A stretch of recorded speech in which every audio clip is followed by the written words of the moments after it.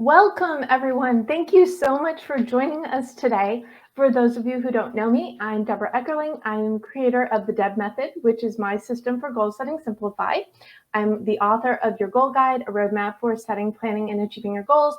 And I am a goal champion who works with event planners to help their attendees get the most out of their events by doing what else? Setting goals. And you can't reach your goals on your own. You need your peeps. And to do that, to expand your network, we do that, or to expand your tribe, we do that through networking, which is today's topic. And I know I always say it's my favorite topic, but this is one of the times where I mean it more than others. Because again, my guest today, I have met through networking. So Annie P. Ruggles, we were on a networking call together. We didn't actually meet, but she saw my little who I am in the chat and said, I need to meet someone who names her system after herself. Yep. So that is how we met, and we've been friends ever since. And Diane Darling and I, other than the fact that she's got like one of the most awesome names ever, we just met about a month ago through Innovation Women, and both Annie and Diane are on the Innovation Women platform, only slightly accidentally on purpose that they're both here today. And we may have another guest joining us in, but in the meantime, I would love for Annie and Diane to introduce themselves. So Annie, we'll start with you. Why don't you share who you are, why you're here, and why networking is so, well, what is networking to you? Let's start that way. Ooh, a definition. Hey, y'all, I'm Annie P. Ruggles. I am the founder of the Non-Sleazy Sales Academy and the host of a podcast called Too Legitimate to Quit, which is instantly actionable small business strategies with a pop culture spin. Deb was on my show talking about Ally McBeal. That is what I do. I am here because I love Deb, who I refer to as Deb, but formally I should refer to as Debra.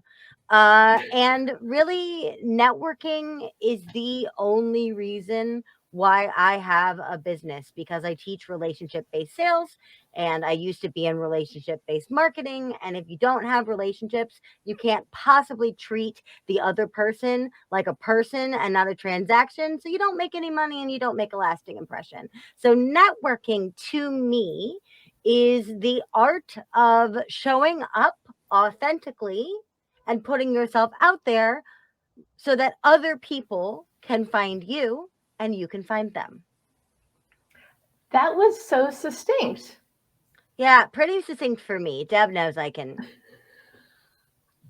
Well, I'm really glad you can join in. And one of the things you're working on, which I'm sure we'll talk about later, is you're exploring the power of LinkedIn groups, which is a little bit the lesser known cousin to the Facebook group. So we will get into that later, but always great to see you and so glad you're here.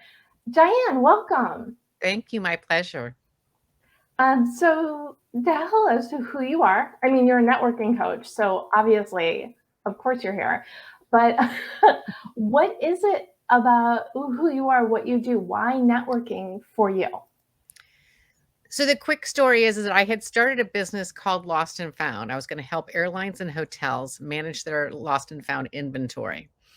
And this is not products that they want to keep. In most cases, there's very little value, but it's someone's favorite necklace, like your black one. It might have been given to you by your cousin, or, it has a memory or whatever at mom or something like that. And, if it's gone, it's important to you. So I was working like crazy on that. Sadly, September 11th happened. That business went away with, so much else. And someone came up to me about a month later and they said, Diane, I was amazed at you starting this business because you had never started a business before. And, but what I kept hearing you talk about was your meetings. And you would say you would get a meeting with Annie. And someone would say to you, how do you know Annie? Well, I met Annie through, Deb. And so, she said, hey, Annie, would you talk to my friend Diane? And, Annie runs a hotel or whatever else it was. And they said, but what if Annie doesn't return the phone call? And I'm like, I check in with Deb. Is something okay? And she said, oh, she's been away on vacation, whatever it might be. And they said, can you teach me how you network? And I'm like, I network? I really didn't think of that as networking. I just thought of that as being, I went from Indiana for much of my life. So, you know, us Midwesterners get this. We talk to everybody. We say hi. I'm from Boston now. If I say hi, they think I want to steal their children. So it's a whole different thing on that sort of, you know, purposeful way and an authentic way, because then if, you know, Annie, if I have the meeting, I say, Deb, hey, I had the meeting. Thank you so much. I follow up. So I build the relationships in multiple situations. My two definitions of networking is one, it's building relationships before you need them. And two, it is the transference of trust. So the people who are joining us tonight don't know me probably, but they are trusting Deb that I am worth the time. They are trusting Deb that Annie and Jessica are worth the time. So part of this is thinking about how you do that. And then, you know, I said, I'll give this talk. And someone at the back walked up to me and they said, what's your speaking fee? I'd like to hire you for my marketing agency. The artistic talent do not give themselves credit for networking. They are the ones who network with the client and say, no, you cannot have that purple, or no, you cannot have that chartreuse. It's off brand. And the salespeople think that they do all the networking, and they do. But the internal people, in many cases, keep the client, retain the client, get referrals from that client, you know, get bigger billings from that. And so they said, please come in and have these people. So what I find, a lot of the population that I work with are very highly intelligent people who do not give themselves credit for the networking they do, and they need it more than they might otherwise. Lawyers, accountants, engineers, a lot of those types of folks. Well, I love all that you do, and I love that you found this so important niche. One of the things that you said, which I'm sure we'll talk about later, but the value of networking before you need it, because we're all building the tribe, we're building the relationships, and the people we meet aren't necessarily our clients, but everybody has their own circles, and that's such a valuable part of this whole process. So great to see you. Glad you can join. And Jessica, you made it. So welcome. Thank you. I apologize. I apologize. Well, we are glad you're here. I was explaining earlier how I've met both Annie and Diane online. Jessica and I met in real life through networking because she was on a panel I moderated. Oh, I was trying to think, like 10 years ago for Social Media Club LA. And then you've been one of my 140 conference speakers when we do the, you know, back in real life events. So really excited to have you here. Please introduce yourself and share what your definition of networking is and why you feel it's important.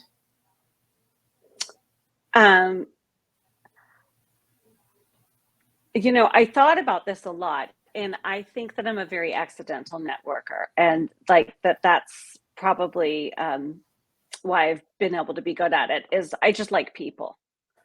And I run very quickly from people who I feel are trying to build their networks. I realized, like, the other day, you tagged me on a LinkedIn post, and I was like, I freaking hate LinkedIn because I made a mistake in the beginning, and I sort of accepted a lot of invitations from people that, not so much that I didn't know, but that I wouldn't refer my friends to.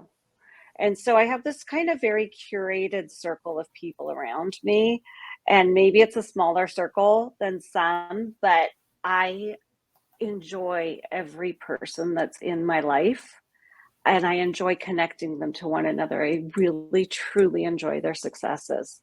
And so that, for me, is my networking. And I think that, you know, that as I've aged, that's changed a lot. I'm sorry, I have like something sticking in my eye that's making me crazy.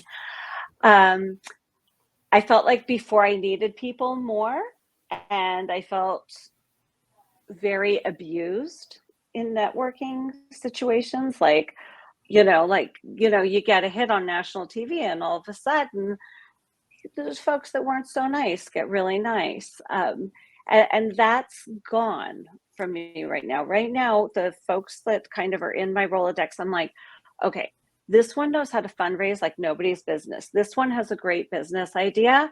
And so that's where my day went today, was like watching two brilliant, kind, accomplished women come together and hopefully build something together.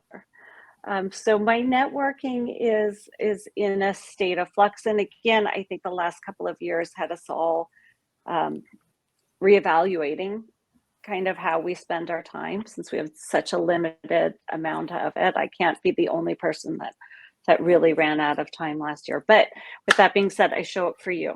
Late, but I show up for you, and joyfully and gratefully.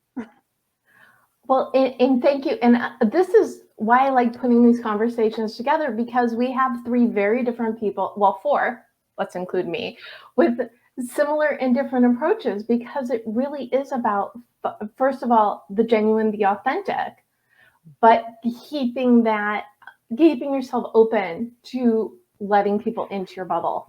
I don't think you told people what it is that you do. So do you want to do a quick intro, and then we'll jump into talking more about networking as a general thing and specifics? Yeah, I'm an aged out mom blogger.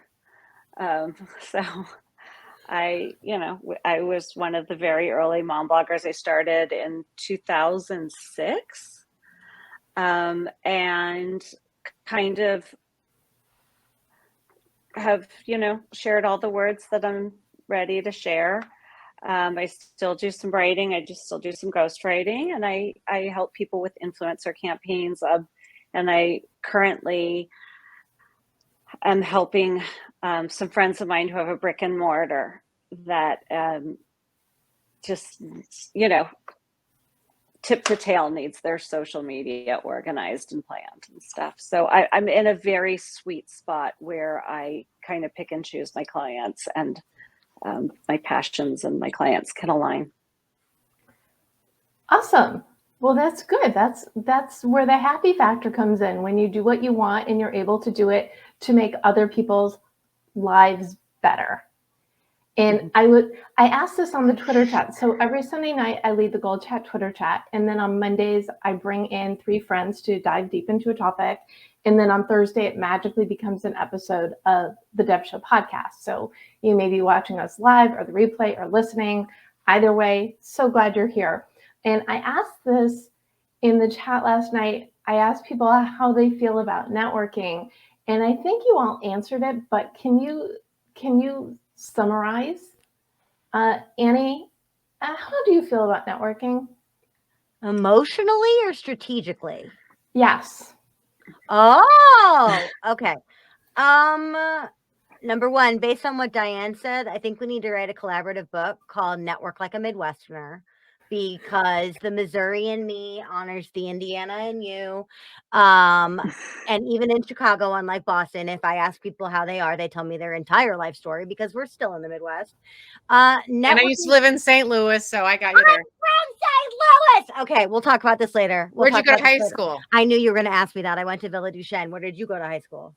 I wasn't there in high school, but I was well, in then Indiana. Why did you ask me, Diane? Because I know that's the question that you always ask people when you're from St. Louis. This is how I prove. I met the CEO of Ernst & Young, and he was from St. Louis. And I said, where'd you go to high school? And he says, oh, my God. I'm so glad that came up. Everyone, critical Let me just pop in with, when you ask somebody, when you find out somebody grew up in LA, you say, what was your first car? That was your first question? I love that. Or what gym you went to. Or what gym you went to? There's a little bit of that. Just saying that priorities might be different means other places. See, but now we already have hot take number 1. Know your intro question when networking, because you can ask every single person the exact same question and get a really great response. And sometimes it is geo-specific. If you are in St. Louis, ask people where they went to high school. It happens. And apparently in LA, ask everybody about cars and or gyms. But how I feel about networking strategically, it's essential for growth phase businesses. Now, I heard what Jessica said. And Jessica said, I don't need all of this excess right now. I don't need a whole lot. I got a really curated small. That's freaking awesome. Did you all also hear that Jessica said she was blogging in 2006? Jessica has earned the right to network like small. However she wants to. Hell yes. But for growth phase businesses and a lot of my clients who are earlier, networking is the lifeblood of your business. If you don't have networking, you don't have partners, you don't have brand awareness that comes organically. You pay for every inch of brand awareness that you get, right? So for a growth phase, or especially a new business, it's essential. Now, how I feel about networking has really changed. I am a loud introvert. I am an introvert. But as of y'all seen, I have all very, very loud and very flaily. I just burn out really quickly. And so networking for me used to be a chore in the before 4 times. I would always have to kind of kick myself off the wall to not be a literal wallflower and get out and talk to people. But my impression of networking and my love of networking has blossomed when I discovered podcasting, which is the perfect networking platform for me. So now I approach all networking with extreme enthusiasm that I really didn't predict. And you do have an awesome podcast. Thank you. It's just fun, but it's also very on brand for you. Thank you. You're welcome. So Diane, it's silly to ask the networking coach how she feels about networking, but I'm going to ask you anyway. Well, I think the reason why I like teaching it is I understand the awkwardness and the pain of it. And, I talked about, my 9/11 situation. But when people say where I'm from, I have no answer. That's because I left Washington, D.C. when I was 1. And people who the D.C. watchers will understand this, is that the hospital was in Maryland and my parents lived in Virginia. So even at birth, when I was 6 months old, we crossed into the Canadian border and the border guard says, cute little girl, where was she born? My dad says, Virginia. My mother says, Maryland. And he says, you're not taking this child out of the country unless you guys know where this child was born. So, and then at a year, we moved to Colorado. Then at 6, I moved to the Philippines. Then I came back to Colorado. Then at 9, I moved to Indiana. Then, at, 13, Washington, D.C. So for me, networking was not networking. It was, how do you meet new people? Because you're always in a new environment. How do you feel included? How do you deal with being excluded and you don't know anybody and you need a haircut or you need a dentist or you need that, whatever. So for me, networking was a necessity, not thinking it's networking, because I never thought it was networking. I thought it was being helpful, being kind, being, appreciative. And so for me, I was truly insulted when this person asked me if I would teach networking, because I'm like, that's just a creepy thing that people do who are sleazy and want something from you. I didn't see, and they said, no, Diane, you help people get jobs. You help them find apartments. You're always saying you two should meet, you two should meet, you should two should meet. So for me, I understood the one icky part about it. And 2, I understood the useful part about it. And I also understood that it wasn't necessarily, it was hard for me. The hardest part about networking or teaching it has been for me not to understand, why would you not connect to people if that would be helpful to them? And one time in Europe, I was teaching cardiologists, and I'd done this workshop about, networking and how it's important for your career, and you'll get on trials and you'll get on, operations if you know who the doctor is and that sort of stuff. And so afterwards, I'm feeling proud of myself. And it was very curious because there were 50 countries and, nationalities in my workshop. And it was just, I sat there at one point thinking, no one is doing this in their native language. Even the Brit is he's translating into American back and forth to me. And he was Diana Spencer's father's cardiologist. He was in the church when her father went down the aisle because they thought he might die.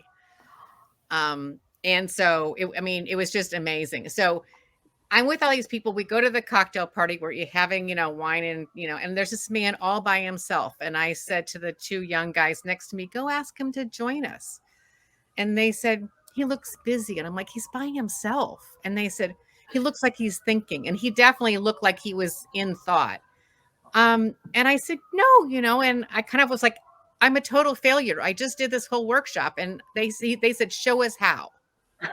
my heart's pounding because I'm not a cardiologist. My inferiority complex is down here. My imposter syndrome is screaming.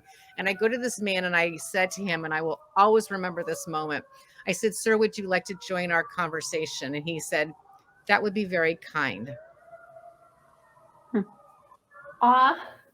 And so he came and joined our conversation. The three of them had dinner together. I was at the head table, and I'm imagining they're inventing, a medical instrument or something like that together. And at the end of dinner, the two young guys came up to me and they said, "Diane, you have no idea. He's a rock star in cardiology. He's the chief cardiologist for Greece.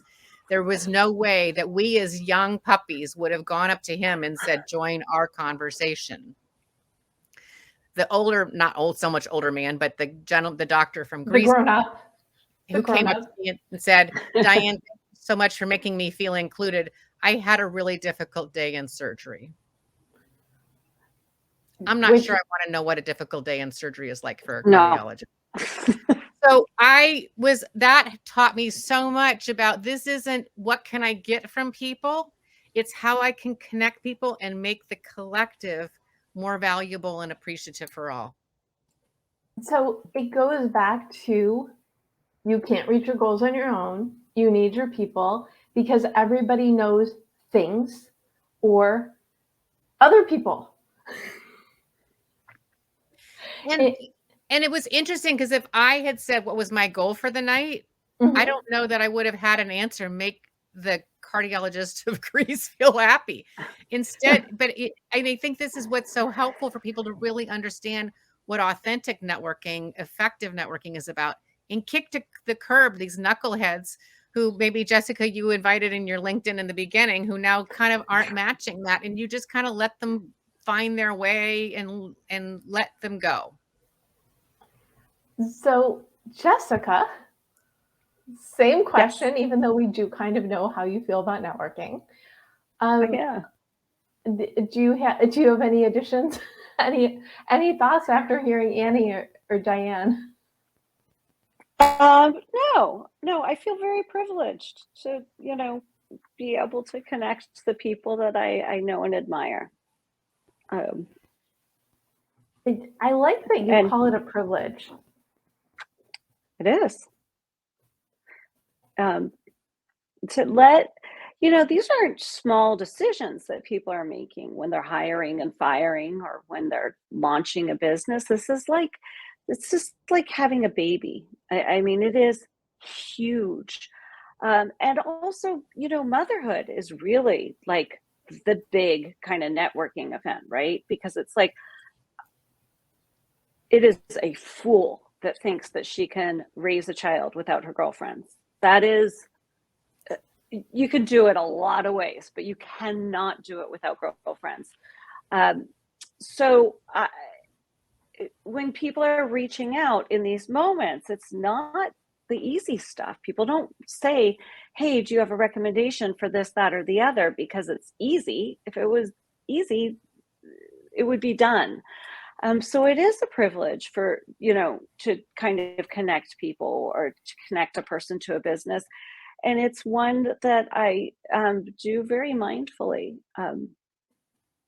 Very mindfully. Jessica, I'll ditto that 100%, because the other day someone said, "Well, could you whisper in so-and-so's ear the name of my business and see?" I'm like, there's no way I'm whispering your business name in anybody's. I don't whisper anything to anyone. If I'm recommending someone, I'm recommending them full trust and full enthusiasm. Because like what Jessica said, it's the transference of trust. That's huge, right? Did Jessica say that? Diane said that. Oh, never mind. It was Diane. Sorry, Diane. But it's that idea of trust. If I'm introducing you to someone, it means I trust you to do right by the person I'm introducing them to. I'm putting a portion of my relationship and my reputation at stake for you. I'm not just going to do that for frickin' anybody. So the other thing that I want to pick up on is something that Jessica said, that people don't ask for things when it's easy, right? When it's usually it's need based, and need based can be like any range of like really minor to super major referrals. So isn't it's semi-rhetorical, the purpose of networking is to have your tribe so when you need things, you know who the right person is to ask. It was only semi-rhetorical. Any of the panelists jump on in. Jessica? Listen, I think Diane talked about that, about, kind of having, this, your sort of network set up before you need them and stuff. I don't like to do that. I like to be late and have 5 alarm fires left and right. So that's just not in my wheelhouse. But like in theory, that's the way to go. And, once upon a time, and it's funny. So as our kids are graduating college or looking at internships and stuff, I'll say to my friends' kids, you're going into that industry. I want you to go connect with me on LinkedIn. I want you to look. And I don't say this to everyone's kid, but I got like a friend who's got like 2 of the hardest working girls you ever met. They're smart, they're bright, they know how to work hard. They can work anywhere. I'm like, just look, I will connect you with absolutely anybody on that list.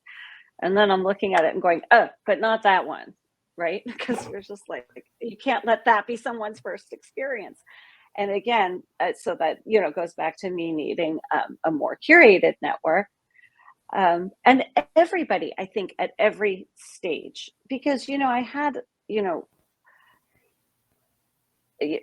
I've worked for myself for 23 years. I've had businesses go bankrupt on me. I've had checks not be cashed. I had a pump and dump put my picture on their flyer. People were calling me going, oh my God, I saw, you're on this, thing. And the next thing I know, I get a call from the one woman with chutzpah to like say it. And she called me. She's like, I just resigned. Did you realize that it's like a full pump and dump? And I was like, no, I did not. But now I do, but let me tell you, that lady, now here we are a dozen years later, she calls me at 2 a.m. for a pint of blood. I'm going and I'm bringing a friend too, So I don't remember what the question is. Oh, the preparedness.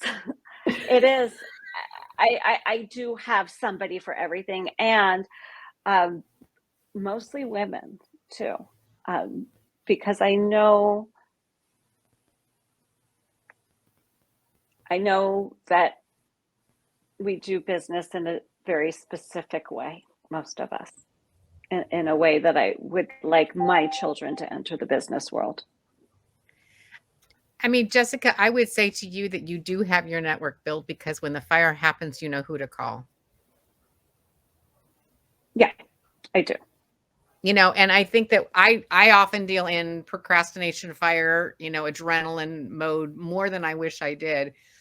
I mean, if in theory, think I can get from my apartment to the airport in 10 minutes in Boston. I can, but that doesn't mean I can get to the gate. And that's the part I forget, but I'm like, oh, I can get there in 10 minutes. Yeah, but you can't get to the gate in 10, You could take a water taxi. Well, but you can't even get to the gate when you from the airport when the second you're to the airport, it's still going to be a half an hour to get to the gate. So, yeah. But I think, you need to give yourself a lot of credit, because you have built, Jessica, that network of people who will return your call at 2:00 in the morning and who feels safe calling you. And that's not an average thing that I make that call at 2 a.m. without feeling like I really trust somebody who will pick up that call. So we go out networking, or we don't even try, right? We just meet people because we're those type of people. What's the next thing? And I mentioned earlier, Annie and I were on a call together, but we didn't meet. But she reached out and said, hey, Deb, we need to be friends. She was right. So what do you do? What is your best tip for the next step after you meet a new friend? Diane? So I have 3 parts of this. It's skills, strategy, and serendipity. So the strategy is, Debra, you invited us tonight. The skills are, I'm prepared. I have my water right here. In worst case scenario, my earbuds are here. I live near a hospital, so I have the ability to mute really quickly. That's the skills. If I go to I was the master of ceremonies at the Small Business Awards on Thursday. I had my business cards in my right pocket. When Jessica gives me a card, it goes into the left pocket so I don't get them confused. I have the lipstick in the pocket. I had tissues near me because I knew some of the, presenters might get a bit emotional as they were thanking their parents. Particularly some of these awards during the last 2 years. This is the first time we'd met. This is the first time I'd met my team. And since I started the job, I had never met my boss until, the day before. So it's the skills, and then the serendipity is me grabbing my bag, putting it over my shoulder at a conference like I often do, turning around and realize I've hit somebody, and I turn around and say, I am so sorry, I didn't mean to hit you. Who did I hit? I hit Dr. Ruth. Oops. Oh. Did So she fall down? I said, Dr. Ruth, I'm so sorry, I didn't mean to hit you. Her response, of course you did not mean to hit me. And so I said, could I ever interview you about your career path, serendipity? The next thing I know, 2 weeks later, I'm in a New York cafe interviewing Dr. Ruth on her career path. So I think part of it is I like to talk about things are going to go wrong, accept it, that sort of stuff. But do have, like when I go into networking events, I have a piece of paper and a pen. And I had this in my pocket when I hit Dr. Ruth. And I said, what's your phone number? And she said, she said it so fast, there would have been no way for me to pull out a phone. No way. So I just scratched this thing, and it was, so-and-so to call, and Zoom, somebody, has whisked her off because she's 5 foot, nothing. And so then I follow up and I say, met Dr. Ruth at this. One time I met somebody on a plane. The man starts holding my hand across the aisle during turbulence. What happens several months later? He and I teach football together. Of course. Because if you can't speak sports, you can't network. And that was my premise. So, but what happened in the meantime? I sent his assistant a note. I sent him a postcard. So I had that system of follow-up. So I often say that networking, the meeting matters, but the meeting isn't where it starts any more than birth is where life starts. And I never had the privilege of having children. And that's going to be a question I will ask God. Like, would I've been that bad of a mother? You could give me at least one, but anyhow. So, I think in some cases we have to realize that we have to keep this, our network is an organic being. It needs life. It needs nourishment. It needs pruning. It needs, adjusting, when you're young in your career, you have different needs than you do when you're senior. When you're senior, you're trying to figure out who you can bring in to boards. You're trying to figure out who you can bring in to having some different ways to make it a beautiful experience. Always be open, because you never know.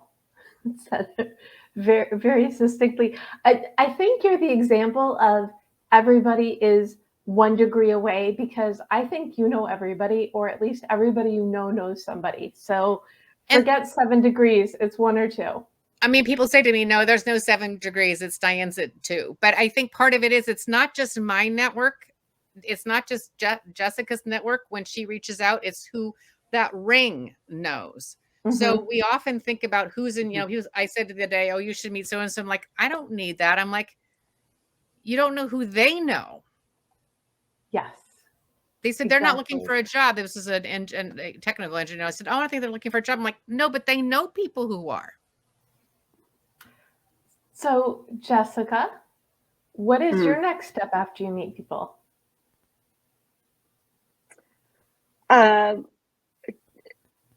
It's fun. Well, because I'm thinking about this. So I, just a follow up, and it depends on who they are. For a lot of people, that's just a text. And I just met a guy. I was at I was in Las Vegas gambling, and but I have a friend who has started a nonprofit and is looking for partners, and it was a medical specialty med conference. And so she's got cancer, and so everybody's trying to pull information out of everyone at the table. And as soon as he mentions Novartis, I'm like, all right, listen, I got this thing. And he was like, I don't want to hear it. And I was like, okay, but I'm telling you, it's 36-year-old mother diagnosed with cancer, breast cancer, right after she has the baby. And instead of crawling into the corner crying, she's founded a nonprofit working full time. And so is her husband. And don't you want to be part of it? So anyhow, I've had some follow-up emails with him. He was just like, whatever, just like threw his card at me. So sometimes it's just haranguing people until they realize that they want to meet you. And like, to me, the fifth no might be the one that like means no. Like if it's something that I care about. But for the most part, I just like people and I like their stories. And so I try and figure out how they talk. And then I put myself in the place where I can listen. And that's really it. There isn't a whole heck of a lot more to it than that. And again, I don't have a very well designed career path. It's just my career has kind of had to fit in with my life. Not my life hasn't had to fit in with my career, because I'm in a household with two of them. We decided to prioritize one. So that means that, I've done a lot of different things and worked with a lot of different people, but they all have that same kind of common thread, which is storytelling. And I can't tell a story until I hear it first. Really good point. And that's why I do this. I love people, and I love bringing people and their people together. So definitely some good connective, I was going to say connective tissue, but then we're talking too much medical. So let's go to Annie and get her take on this question. And I know the answer, but you should probably tell the other people. What do you do after you meet people, Annie? I love Jessica's point about follow-up. I feel like I used to sit on the sidelines and wait for people to get to me. Time is money, baby. So if you're going to become somebody's best friend, you may as well start now.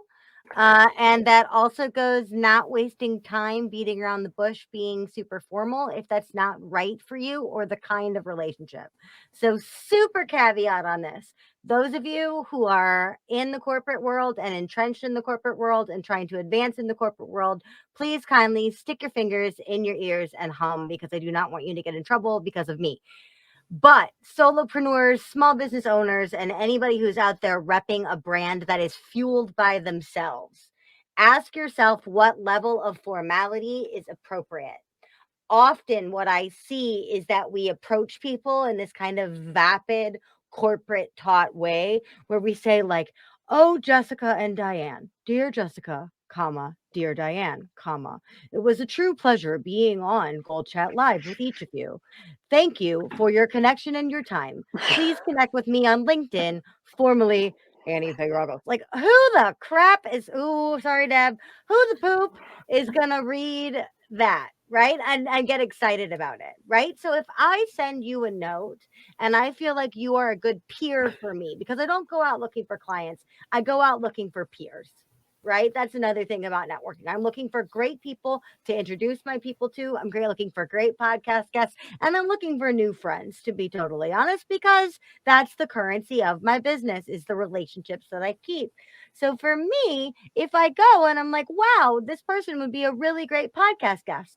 If they're Dr. freaking Ruth, then maybe the first thing I send her won't be a GIF, because that level of informality is not necessarily appropriate. But if I had been in the hotel bar until 3 a.m. with Dr. Ruth, then you better darn well believe I'm going to send something and be like, hello, my sister in shots. Still can't believe I assaulted you with my purse. So sorry. Thank you for agreeing to be on my podcast. Hopefully it wasn't the liquor talking. Love, Diane. Right? So that's the kind of conversation you can get to quickly when you earn rapport with people. Keep that rapport going. So it's two parts. Number one, do not wait to be followed up with. You often wait forever. And by the time they do follow up with you, it's a bulk email or somebody added you to their mailing list. or make sure that you are responding as yourself. And if you connect with me on LinkedIn, you're probably getting a GIF. I'm millennial. I'm not even sorry about that. Well, what is the thing? Be yourself, because you're better at that than being anybody else. What? You should always be yourself, because Yes. you are better at being yourself than anybody else is at being you. Well, I'm Or not you trying are to being con right. anybody, right? I'm not trying to put on a front. If you do not vibe with this, that is okay. A lot of people don't, but a lot of people go, similarly to that beautiful story that Diane told about, it would thank you for involving me. That would be kind. If I'm the one going up to the other introverts, knowing I'm louder than them, and at least go up and be like, what's up, my introvert people? I am loud. I will usher us across the room. I will introduce everyone, but then y'all have to talk because I'm going to need a break. I literally posse up my introverts and carry them along with me. Why? Because then I'm rolling deep in friends. And they go, you know what? I don't remember anybody I met, but that Annie is hilarious. And I felt really safe with her. Then they find out I teach sales and they go, she never sold me anything. And I felt totally safe with her. She could have sold me anything. I want to learn sales from her. Or I have a client who teaches sales terribly, or I have a client who's terrible at sales. They need Annie. Or I have a podcast. What was the name of that chick who was so nice to me? The weird flaily one. Oh, Annie, her. And they don't have to look far because I have already followed up. Bam. And I'll just add that one thing that I was going, actually, I'm sad I was going to be in Chicago at the end of the month, and the conference got canceled. But one of the things I did, 2 weeks ago when I thought I was going, was I went to every single speaker and I said, I look forward to hearing your remarks. Happy to connect in advance. I look forward to hearing your remarks. And I did the networking ahead of time so that by the time I meet them in person, it's not the first time my name is, on their radar or whatever else it was. And since this has been canceled, I'm actually going to write a note to all the speakers tomorrow and say, well, since we were supposed to be together for lunch on the 25th or the 26th, how about we do a Zoom lunch anyhow and say hi, and so you don't know what's going to come out of that. But I think to, Deb, and your point about what is this process, in some cases, it's building those relationships ahead of time. Then when you're in the room saying, I'm the person who did X, Y, and Z. And then it's the follow-up. So it has these different, it reaches this, organic part.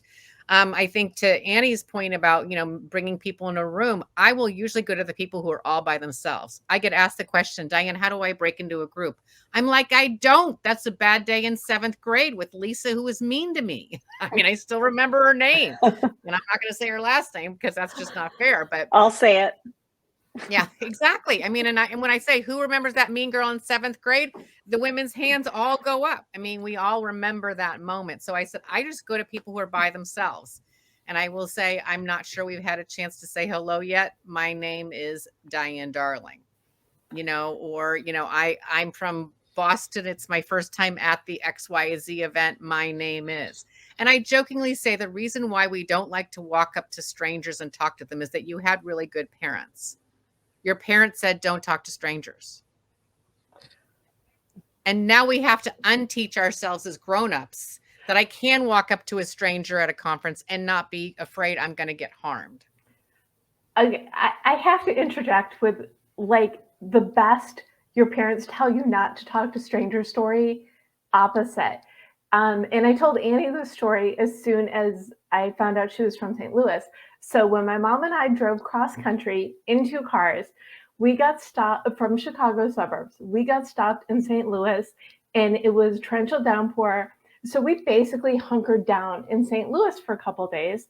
We're at a casino. We met this really nice guy, and it was before social. So of course we're not still in touch, but we mentioned we're new in town, very friendly. He showed up at our hotel with fried ravioli because that's what you eat in St. Louis. And he took us on a tour of the arches at midnight. Don't talk to strangers, but if you're with your mom, it's okay to let him take you sightseeing in St. Louis at midnight. So there you I go. think that's a St. Louis thing because my parents talk to all things. Now, granted, my mom is a motivational speaker, now retired. So literally, she would talk to a tree stump for an hour. I love you, Mom, but she would. My dad, though, he's the kind of person where no celebrity status ranks in him if you're not Tony Bennett. Like, if you're not Tony Bennett and now by proxy Lady Gaga, he has no clue who you are. So the person at the event, and he would always go to these National Speakers Association meetings with my mom, but my mom was so tired of being on, she was in the pool. My dad would go around and do all the networking for the family, but because he knew no status of anyone ever, all of these people that normally don't get approached because they're A, alone, or B, a really big deal, my dad just saunters up to with his beautiful autism brain and he's like, hey, that's it. That's my dad's opening line. Hey, you have to respond to that. If you said, hi, I'm Diane, they could be like, oh, hi, I'm Annie. I feel really compelled to like tell you what you told me. No, my dad just goes up and goes, hi. And they're like, oh, hi, how are you? And it's not just peers of like speakers and everything else. My dad goes to coffee shops and winds up talking to Elvis Costello and Jerry Springer and all of these people who then are like, oh, my friend Pete, let me take a picture with you and post it on social media. My dad has no freaking presence, but my dad doesn't care and will talk to anyone, right? So I love the idea of not discounting the people that are alone, not only because they are potential rock stars, literal, right? But because they are an untapped resource of kindness and loveliness and energy that other people are choosing to look over. The riches are in the corners of the room, y'all, because the loudest people in the room will already make sure you know they're there, but they're the most likely ones to have your business card, put it in the bottom of their bag, and never see you again. Right? So I love that idea of working that perimeter. So we have regular viewer Eugene Barles says, I talk to strangers. I already know the people I know. Strangers are more fun. And then they become friends. And so how many people, I mean, except for Jessica, well, okay, it's like 2 out of 3 are people who I've met in fake life over the last 2 years. But think about how many people you've met over the last 2 years as opposed to the people you met 10 years before when you were only meeting people that you could meet face to face. And yeah, I was always get recipes in the grocery store, you know, start up conversations at jury duty. Every situation you're in, and now every virtual situation you're in, are opportunities to make new strangers.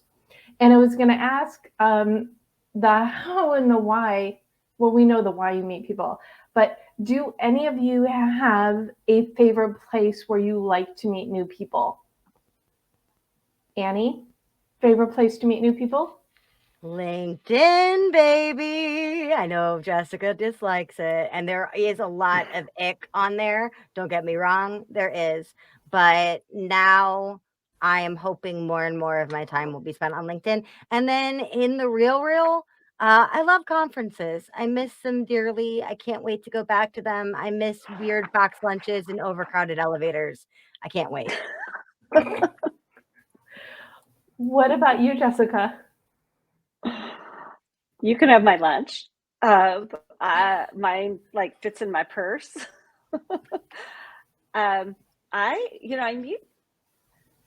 Listen, I've had a different couple years than you guys because I've been smack in the middle between 2 generations. So I haven't had a minute to come up for air. And frankly, it's been rewarding in its own very specific way. But I do meet a lot of people at the grocery store. I'm very physically active. So, you know, I meet a lot of people playing tennis, Pilates, yoga, running, biking, all the places that you find me. But my new favorite online right now is, I got to tell you, I love Twitter Spaces. And I love Twitter Spaces because the people that I meet are so much like me, right? Because we already share like a physical activity. I'm not typically in a workplace. And my kids are like young adults, and late night Twitter Spaces is heavily populated by young adults, and that I get to listen in on their conversations. Like a lot of times they just boot me. And sometimes they're like, we want to talk. And I'm like, I don't really have anything to say. I'm here to listen. Like if I'm changing the way people are talking, throw me out. And then, they do or don't. But I love hearing what 20 somethings are talking about. It makes me very hopeful about the future. It makes the news feel less relevant in a lot of ways, which again is very comforting.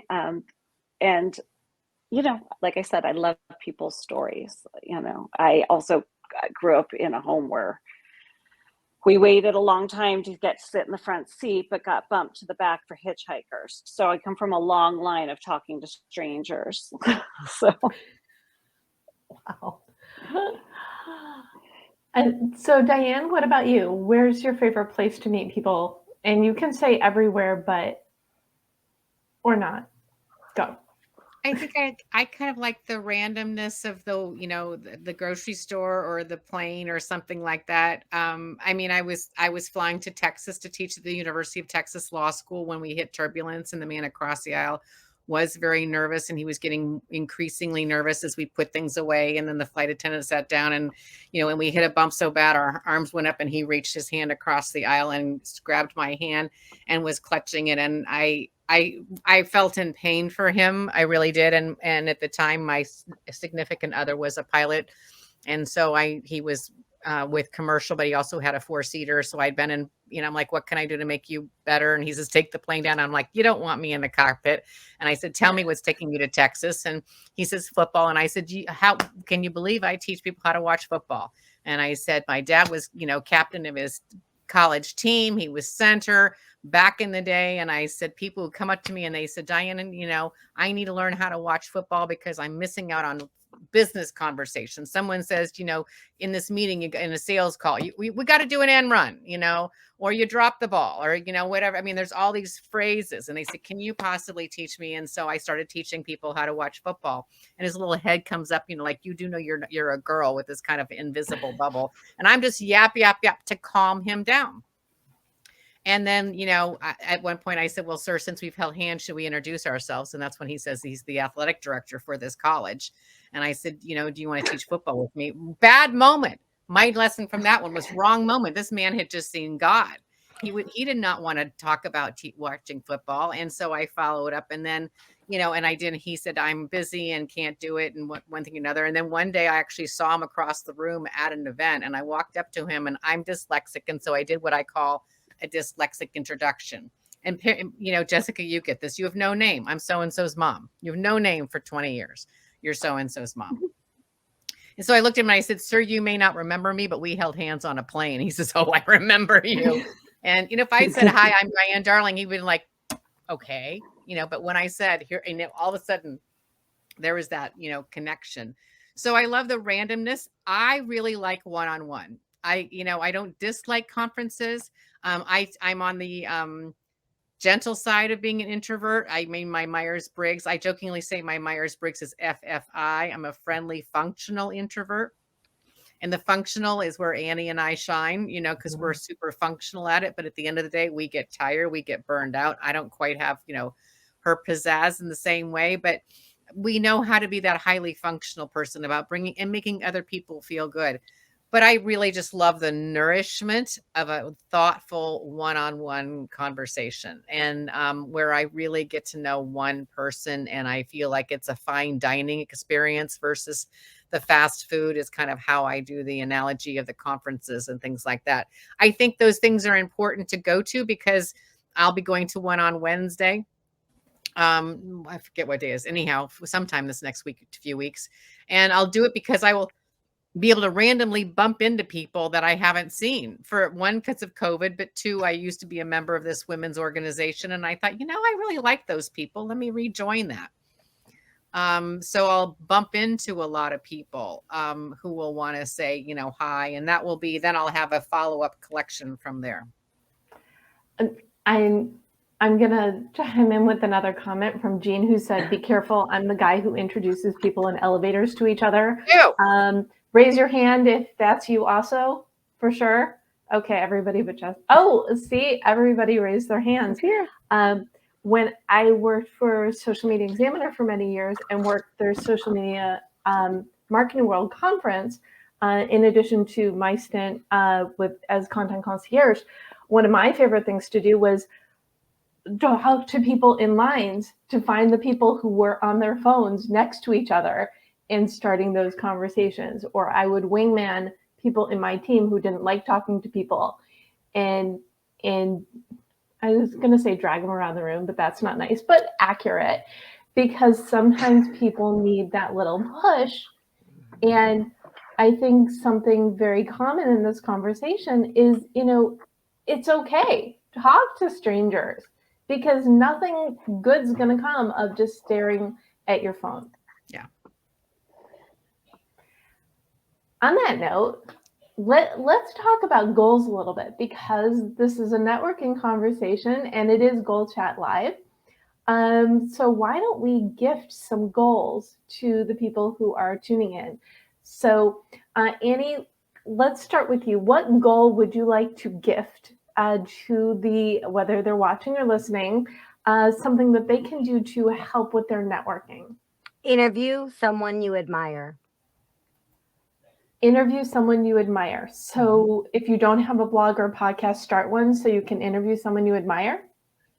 If you don't have a blog or a podcast, sure, start one anyway, right? Look what blogging's done for Jessica. Look what podcasting's done for me, she said very plainly. But at the same point, you can always do a one-off video. We are living in a video world, right? So maybe they don't want to be on camera. That's totally okay.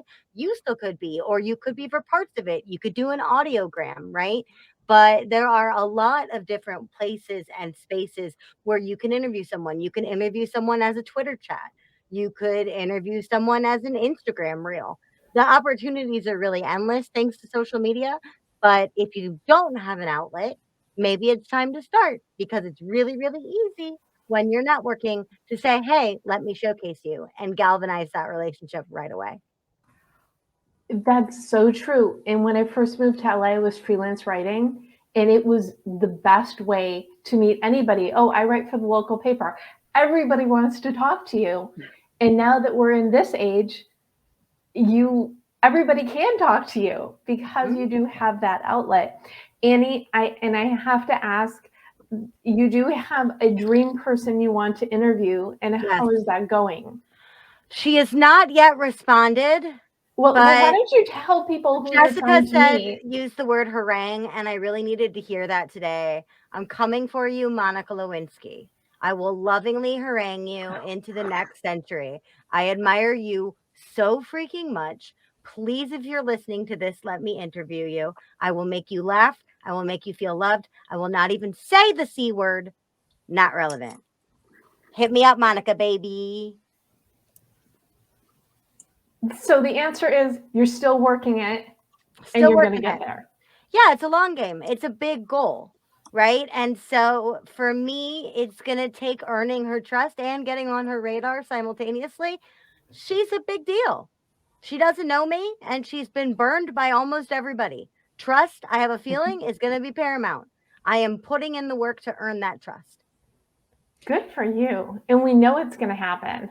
Eventually. I may be on my deathbed, but she's coming. I can feel it. So Annie, let me push back on you for a second here. What about it's Monica, I get, but what is the upside for her to be on your show versus anywhere else that she's been interviewed? The upside on my show is that she has this huge background in shame, similar to Brene Brown, but really this idea of shame and overcoming humiliation. I see a lot of the talk and stuff that she's doing. They're still asking her about her past. I want to give her an opportunity to come and talk about her work, her body of work, and what she thinks small business owners need to know about overcoming haters. I just don't see that she's being given enough opportunities to talk about the topics that are important to her. Yeah. I've not been able to finish her TED Talk yet. I find her so remarkable on how she has, I mean, she was literally at that intersection of craziness. Yeah. Yeah. And she was like 19 years old. Wild. So Diane, while we're on you, what goal would you like to gift our audience? So I'm going to give them two. One Okay. is go backwards to your network of people that you haven't talked to and say, I heard a podcast or I heard Deb's show and I thought of you and just wanted to say hi. I love Shop it. in your own networking closet. Go to the people who people are often thinking, I don't want to talk to the people I know. A question I get, should I talk to the people I already know at an event or should I just go up to people I haven't yet met? And I'm like, well, the people then you know in the past aren't going to be particularly interested in talking to you ever in the future if you always are snubbing them for, the new person. So one, I would go backwards and find some people who are, in your past. The second thing I will encourage everybody to do is that when there's an opportunity to ask a question at either online or in an in-person event, is ask the first question. Yes, you will be that speaker's favorite person on the planet. I am that. This is how I met Gloria Steinem. This is how I met the owner of the New England Patriots. This is how I met Deepak Chopra. I asked them the first question when nobody else asked a question at events. When I did my TEDx a few weeks ago, it was pre-recorded, and then all the speakers were there for Q&A, and there were a couple audience people, but mostly it was the other TEDx speakers always constantly asking the questions for that reason. So yes, awesome. I love the goals. What about you, Jessica? Do you have a goal to share, to gift? Yeah, I think, when in doubt, just amplify voices around you. You're typically surrounded by some really good content, especially if their audience is smaller than yours. I found that being generous with sharing great content has benefited everybody.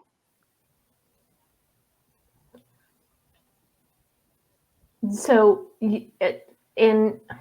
just because I like to dial things down even more, and I will also take this opportunity to thank you for writing such a beautiful review of your goal guide on Amazon. That was when I was going to text you about today. The last message was my thank you to you, and I'm like, just so heartfelt, and it really just proves the littlest thing, whether it's giving someone a review of their book or sharing someone's book or sharing what other people are doing. That's a goal I think people can easily do once a day, once a week. Find somewhere to amplify. Once an hour. Once an hour. Let me tell you. Okay, we'll go with once a day. Right. But because we like I'm to in keep a content creation business, and everybody's heard enough from me. They know what I'm going to say. I've said it. It's been, how many times can you do it? Over and over and over again. But I can sell your book a lot of times. And I like the 3 cents that I get from doing that. And I like it even when I don't get 3 cents from doing that as an affiliate where they cook the books like nobody's business. But I think that being, very generous and sharing other people's exploits in sharing people's successes and sharing their work really can just only benefit everybody. And when you are out there, when you're being real, when your desire is to make friends and help those friends, it's win-win for everybody. And isn't that why we network? Before we wrap, Where can people connect with you, find out more about you, learn from you? Diane? Online, dianedarling.com, and certainly on LinkedIn. I'm on LinkedIn all day, every day. I live on LinkedIn, but I would say dianedarling.com is probably the other place to find me. Got it. And Jessica, where can people find you? I think I'm just most on Twitter these days, actually. I don't even know if my site has like decent hosting at this point, which is like, it's the cobbler's children. I've been busy working on other people's stuff. Which is perfectly understandable. It happens. Yeah. So find Jessica, connect with her on Twitter. Sounds good. What about you, Annie? Sorry, my mouse died. You can find me at anniePruggles.com. You can find my podcast at Too Legitimate or Too Legitimate to Quit, wherever you listen to podcasts. That's what I want Monica for. Thank you for helping me put that out in the ether. And finally, I love LinkedIn. So if you search for me, just my name, I'd love to get connected to you over there. It's also where I do the bulk of my connecting interpersonally. So if you're looking for someone, it might not be me, but maybe I know who they are. Hit me up on LinkedIn. Yes, and Annie has a fun group that she started on LinkedIn, the Legitimati. And I keep inviting people to the group because I think she should interview them. So, but it really is all about the community. So cool people can meet cool people. And I am at the Deb Method everywhere. And if you go to thedebmethod.com/blog, you can get the recaps to this and all the previous shows, as well as the links to the guests. And if you are a DIY kind of person, you can grab a copy of your goal guide on Amazon or your favorite place to buy books, or you can just reach out to me, info@thedebmethod.com, to learn more about me and how I can help you all make the best out of your events through Goal Setting Simplified. Wow, Annie, Jessica, Diane, what a wonderful conversation. Do you have a final thought you would like to leave our viewers/listeners with? Jessica, final thought? Nothing. Nothing. Diane, do you have something you want to leave people with? I think these days when we have so much going on and there's so much tough stuff that we do need to reconnect to our inner child. What I do on occasions is I take a picture of myself from kindergarten and I sit down and have a conversation with her. And she cheers me up when I'm having a bad day. She makes me feel better that the world's not going to fall apart. She says to me, hang in there, there's good things to come. So, my mom's gone, and this weekend's was a tricky one. And I had always hoped I'd be a mom, but I think in some cases we just do need to connect to our inner souls. And so I would just simply say, I wake up in the morning and I say, Lord, what can I do with my gifts today? And I try and go to sleep and say, what have I done with my gifts today? Nice. It's like it's almost like a mental health check-in with you. Elizabeth Gilbert shared the story about how she's always wanted someone to just absolutely love her. And her stories of whatnot. And so she now writes herself a love letter. I don't know if she does it every day. At the moment when she told the story, she was doing it every day. She said, because I'm never going to hear, today you were this absolutely amazing person. You did this, this, and this. She wasn't going to hear it from somebody else. And so she writes herself a love letter. And I don't necessarily know that we need to go that far, but I think sometimes it's important for us just to say, we're okay. Or we're not. And I just need to be able to collapse today. I just need to be in pain today. Wow. Okay. Yeah. I've got nothing better than good on you to respond to that one. Annie, something you want to share as we wrap? Just say hi. That's all you have to do. Just say hi. It's scary. It's weird. It does get easier. It's like a freaking muscle. And the more you do it, the easier it gets. But when you just jump in and say hi, you are risking a moment, 2 minutes maximum of discomfort. And what you get in exchange might be nothing, might just be that 2 minutes of discomfort. And then you can move on to your next 2 minutes, which might be incredible, or take those next 2 minutes for self care. But risking that 20 seconds, 40 seconds, 1 minute, 2 minutes of discomfort might very likely open the door to something fantastic. And if you don't risk it, you don't get it. If you don't ask, the answer is always no. Mm-hmm. So why not ask? Right? Yep. Because I don't want to. Diane doesn't want to. Diane's done. She's like, no. I just want to go to home, mommy. Yeah. Well, thank you all so much, Annie, Jessica, and Diane, for joining me today to talk about networking. If you're tuning in, thank you for choosing yourself, your goals, and your future by joining us, whether you're watching or listening. And, you've made the choice. You want to invest in yourself. So go on out there, go for it, because we know you can do it. Thanks, everyone.